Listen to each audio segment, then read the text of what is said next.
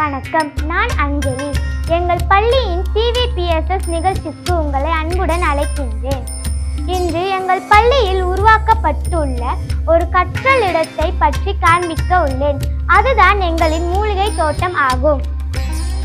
இந்த மூலிகை தோட்டத்தை உருவாக்க மாணவர்களும் பெற்றோர்களும் இணைந்து பங்களித்தனர். வீட்டிலிருந்து பல வகையான மூலிகை செடிகளை கொண்டு வந்து மூலிகை தோட்டத்தில் நட்டனர். இதன் மூலம் மாணவர்கள் மூலிகை தோட்டத்தின் பயன்களை அறிந்து இயற்கையை நேசிக்கவும் கற்றுக்கொண்டனர். வாருங்கள், மூலிகை தோட்டத்திற்கு செல்வோம்.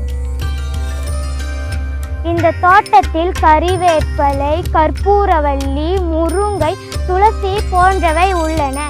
இவை அனைத்தும் நம் உடல் நலத்தின் பயனுள்ளவை. மூலிகைகள் பல நோய்களை தடுக்கும் சக்தி கொண்டவை. உதாரணத்திற்கு கற்பூரவள்ளி, துளசி சளி மற்றும் இருமலை குறைக்க உதவும். முருங்கை உடலில் உள்ள சர்க்கரை அளவை கட்டுக்குள் வைத்திருக்கும். இறுதியாக மூலிகைகள் நம் உடல் நலத்திற்கும் சுற்றுச்சூழலிற்கும் மிகவும் முக்கியமானவை. எனவே நாம் அனைவரும் மூலிகை செடிகளை பாதுகாப்போம். நன்றி.